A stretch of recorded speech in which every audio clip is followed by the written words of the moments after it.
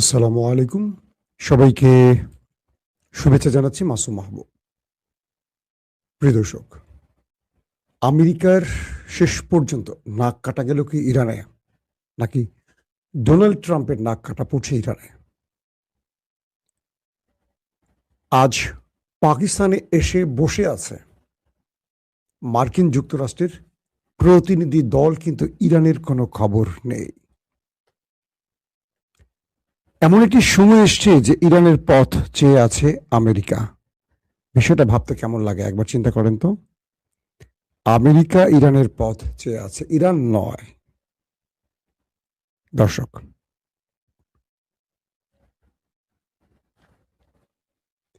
মার্কিন president Donald Trump ক্রমান্বয়ে একা হয়ে পড়ছেন। অন্যদিকে পৃথিবীতে ইরানের গ্রহণযোগ্যতা ক্রমান্বয়ে বাড়ছে। পাশাপাশি আমেরিকার যারা মিত্র ছিল তারাও আমেরিকার হাত ছেড়ে দিতে শুরু করেছে। এই যুদ্ধ ইরানকে দিয়েছে অনেক কিছু, আমেরিকা শূন্য হাতে। আজকের পুরো লাইফটি আমি আপনাদের সেই বিষয়ে যতটুকু পারি তুলে ধরার চেষ্টা করব, এবং আগামী কয়েক ঘন্টা কেন খুব ক্রুশিয়াল টাইম সেটা আমি আপনাদেরকে সংবাদের মাধ্যমে জানাবার চেষ্টা করব। এছাড়া থাকবে আজকের নতুন অনেকগুলো খবর। প্রিয় দর্শক, মার্কিন যুক্তরাষ্ট্র প্রথমে বলেছিল সোমবার, ইরানের আওয়াজ সে না পেয়ে পরে বলল আমাদের শান্তি চুক্তি মঙ্গলবার হতে যাচ্ছে। মার্কিন যুক্তরাষ্ট্র থেকে উড়ে এসছেন দুজন প্রতিনিধি, স্টিভ উইটকফ এবং ডোনাল্ড ট্রাম্পের জামাতা জয়ারেড কুশনার। কিন্তু ইরানের কোনো প্রতিনিধি দল পাকিস্তানে প্রবেশ করেনি। ইরান বলেছে আমরা এ ফেক শান্তি চুক্তিতে বসতে রাজি নই। যতক্ষণ পর্যন্ত আমাদের শর্ত আমেরিকা না মানবে আমরা এই শান্তি চুক্তিতে বসবো না। এটি একটি লোক দেখানো শান্তি চুক্তি। ইরানের দুজন গুরুত্বপূর্ণ ব্যক্তি, একজন স্পিকার, অন্যজন পররাষ্ট্রমন্ত্রী, দুজনের বক্তব্যে সেই বিষয়টি স্পষ্ট হয়েছে। কিন্তু আমেরিকার অন্যতম আরেকজন ডেলিগেট, ভাইস প্রেসিডেন্ট, তিনি কোথায়? JD Vance. বলা হচ্ছে তিনি এখনো বিমানে ওঠেননি, কারণ যতক্ষণ না ইরান এই সফরে পাকিস্তানে আসছেন এই গ্রিন সিগন্যাল না পাচ্ছে ততক্ষণ মার্কিন ভাইস প্রেসিডেন্ট তিনি আসছেন না ইরান, আমেরিকা কি বলে পাকিস্তানে।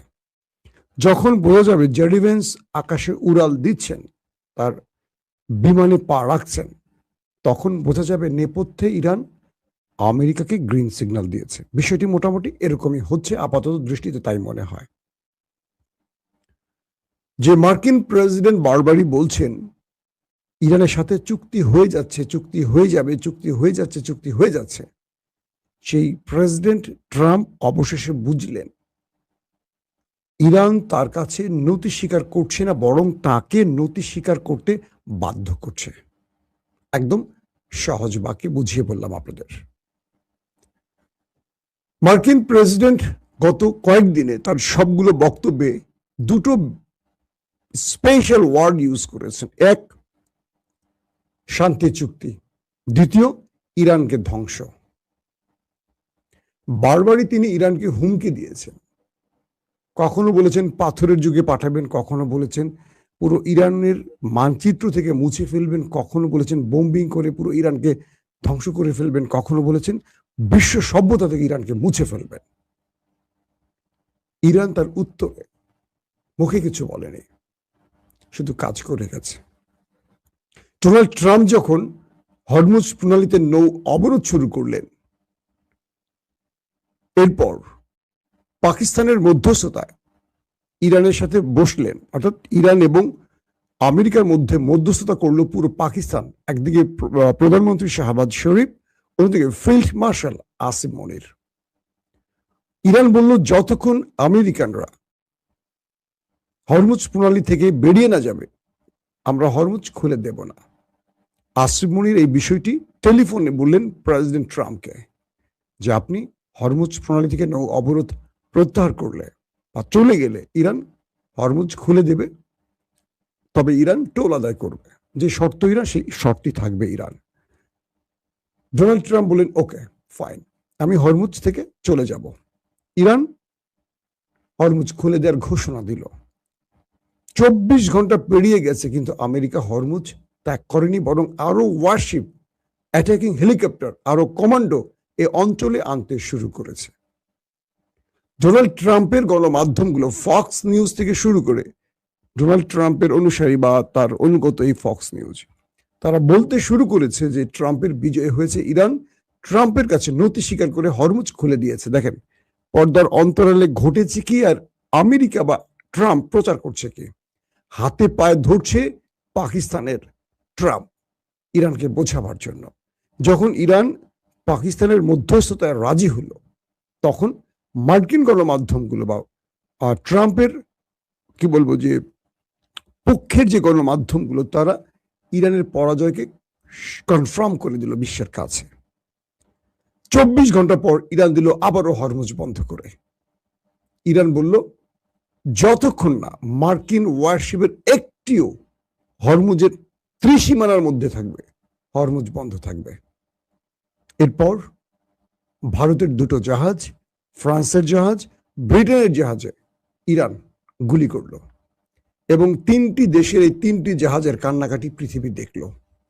অনুনয় বিনয় করে ক্ষমা চেয়ে কোন রকম জীবন রক্ষা করে তারা হরমুজ ত্যাগ করতে পারল। এরপর ইরানের একটি কার্গো জাহাজ, যেটি চীন থেকে ইরানে আসছিল, কার্গো, এটা তেলের নয়,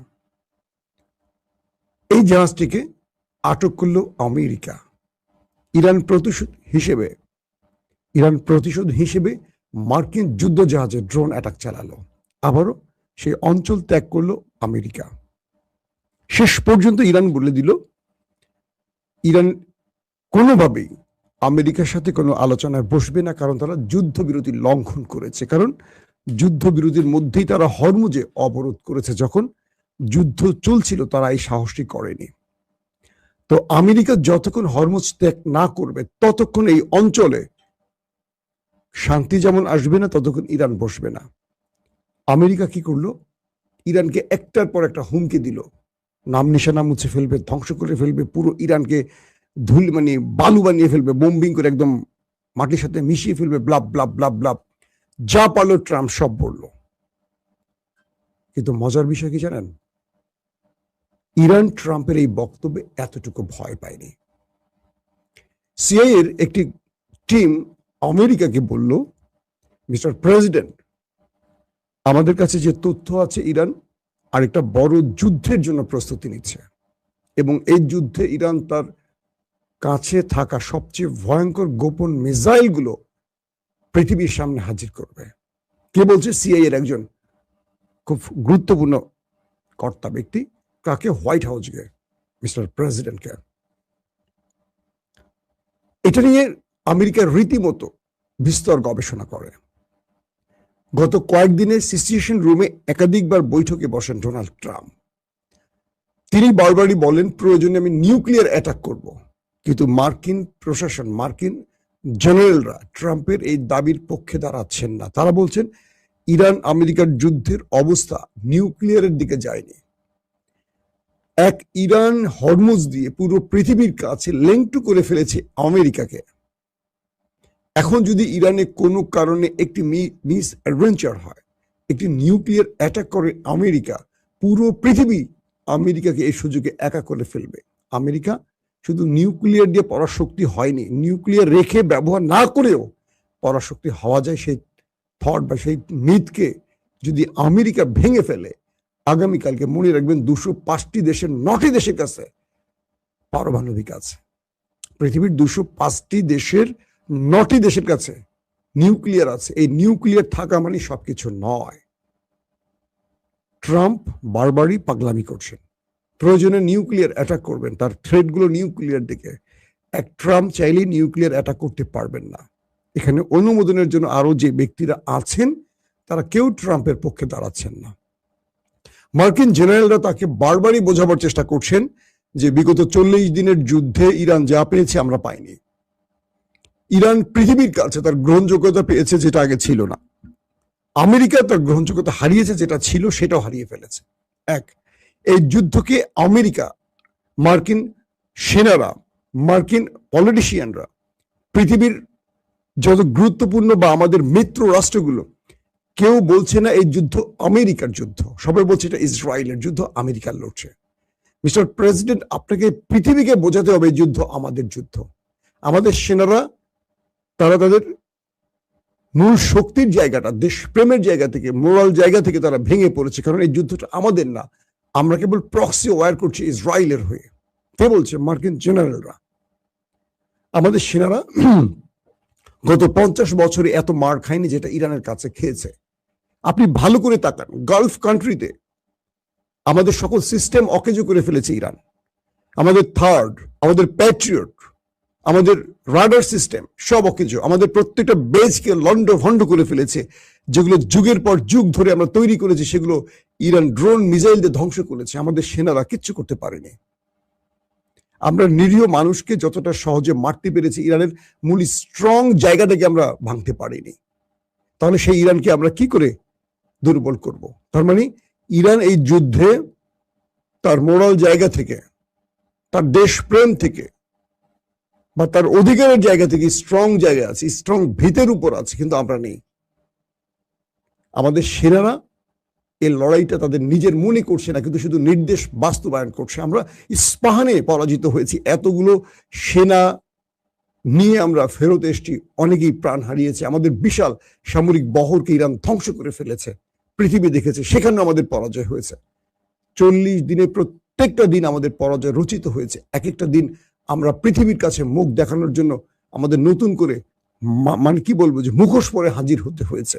কে বলছে? মার্কিন জেনারেলরা। মিস্টার প্রেসিডেন্ট, সিদ্ধান্ত আপনাকে পরিবর্তন করতে হবে। ট্রাম্প ভেতরে চাপ খাচ্ছে, বাইরে আরেকটা বলছে। এখন পর্যন্ত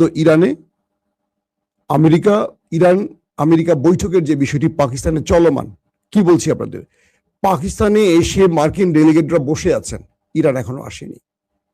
আমেরিকা বসে আছে কখন ইরানের বিমানটি পাকিস্তানে আসবে, কিন্তু ইরান বলছে যে আমরা আসবো না।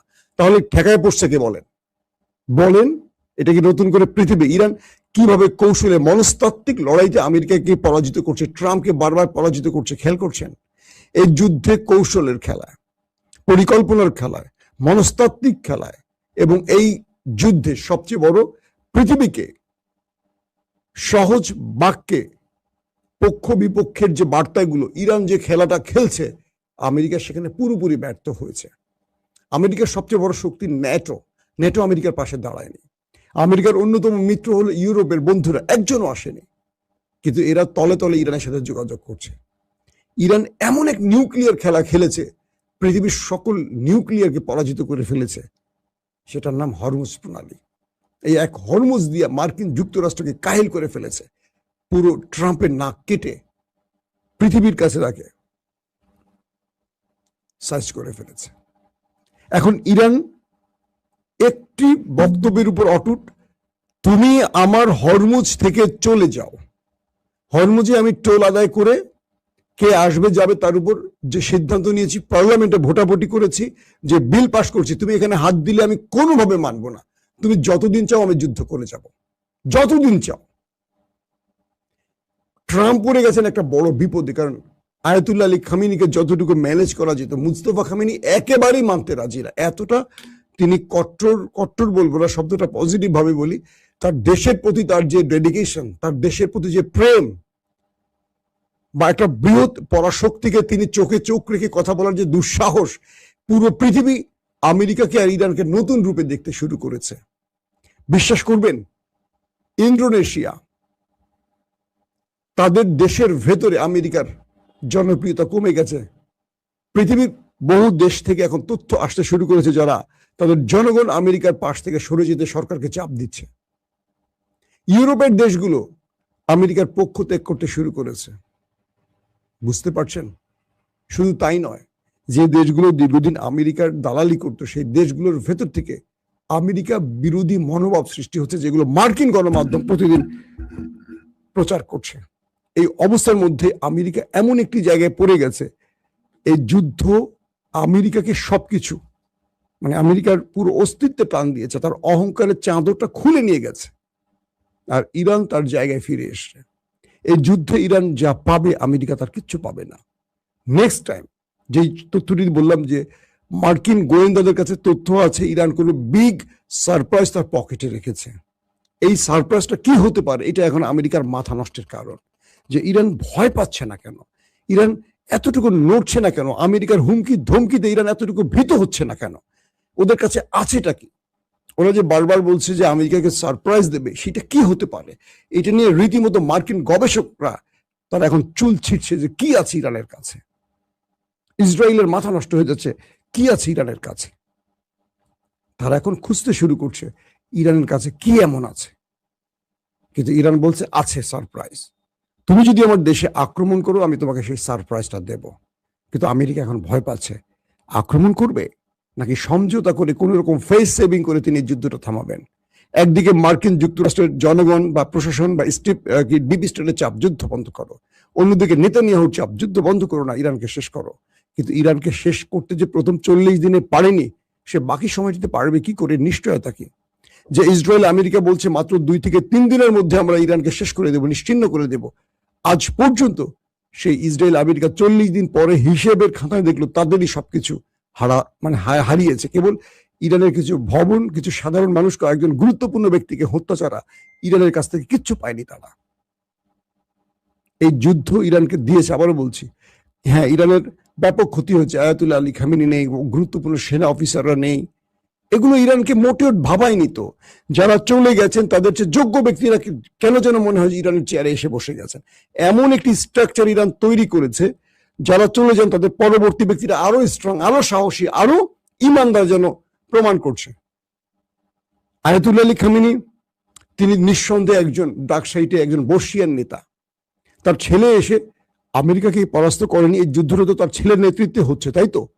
তিনি কি কোনো ভুল করেছেন? না, কারণ ইরান এমন একটি কাঠামো তৈরি করেছে, সুপ্রিম কাউন্সিল বলি বা আইআরজিসি বলি বা তাদের যে ডিপ স্টেটের ভেতরে যারা যুদ্ধকালীন পরিকল্পনা তৈরি করেন, তারা যে কাজগুলো করছেন প্রত্যেকটা সফলতা ইরান পেয়েছে। হ্যাঁ, তাদের একটাই দুর্বলতা, ভিতরে বিশ্বাসঘাতক চিহ্নিত করা। এই বিশ্বাসঘাতকরা তাদের গুরুত্বপূর্ণ ব্যক্তিদের স্থান বর্ণনা করে দিয়ে মোসাদের কাছে ইসরায়েল বা আমেরিকার টার্গেটে পরিণত করে তাদেরকে হত্যা করেছে। এটা সত্য কথা। যেমন মাদুরো, নিকোলাস মাদুরোকে তুলে নিয়ে গেছে আমেরিকা একটা ছোট্ট অ্যাটাকের মাধ্যমে, একটা অভিযানের মাধ্যমে। কিন্তু ইরান থেকে কাউকে নিতে পারেনি। ইরানের লোকেরা যারা মারা গেছে, কেউ পালিয়ে থেকে মরেনি, প্রত্যেকে তার ঘর থেকে মারা গেছে। তার মানে তারা শহীদি মৃত্যুর জন্য যেন প্রস্তুত ছিল। তো সেই জাতিকে তো আসলে হারানো যাবে বলে আমার মনে হয় না। এখন পৃথিবী অনিশ্চিত আরেকটা যাত্রার দিকে যাচ্ছে। যদি ইরান পাকিস্তানে এই আলোচনায় না বসে, তাহলে আমেরিকা কি করবে? কয়দিন অপেক্ষা করবে পাকিস্তানে, নাকি শেষ পর্যন্ত ইরানের হাতে পায়ে ধরে আবারও ইরানকে এনে একটা সমঝোতা করবে? এই বিষয়গুলো কিন্তু আমরা আগামী কয়েক ঘন্টার মধ্যে জানতে পারবো। এখনো সময় আছে, কারণ ইরান থেকে পাকিস্তানের দূরত্ব খুবই কম, কিন্তু আমেরিকার দূরত্ব অনেক বেশি। ইরান চাইলে কয়েক ঘন্টার মধ্যে চলে আসতে পারবে। বাট পর্দার আড়ালে আমেরিকা ইরানকে কোন কোন শর্ত মানার পক্ষে রাজি করাতে পারবে, সেই বিষয়টি আমরা এখন দেখতে চাই। কারণ ইরান তখনই আসবে যখন আমেরিকা ইরানের শর্ত মানবে। এবার ইরান শর্ত না মেনে ওই আলোচনায় বসে শর্তের খেলা না, আগেই শর্ত মানতে হবে, তারপরে আলোচনা হবে। এই খেলাটা খেলছে এখন ইরান। আমরা দেখতে চাই শেষ পর্যন্ত কি হয়। দর্শক, আমরা আজ রাতে আবার একাধিকবার আসবো লাইভ সম্প্রচারে। সে সময় আমরা আপনাদেরকে আরো গুরুত্বপূর্ণ খবরগুলো দেব। এখনকার মতো বিদায় নিচ্ছি। প্রত্যেকে ভালো থাকবেন। আল্লাহ হাফেজ।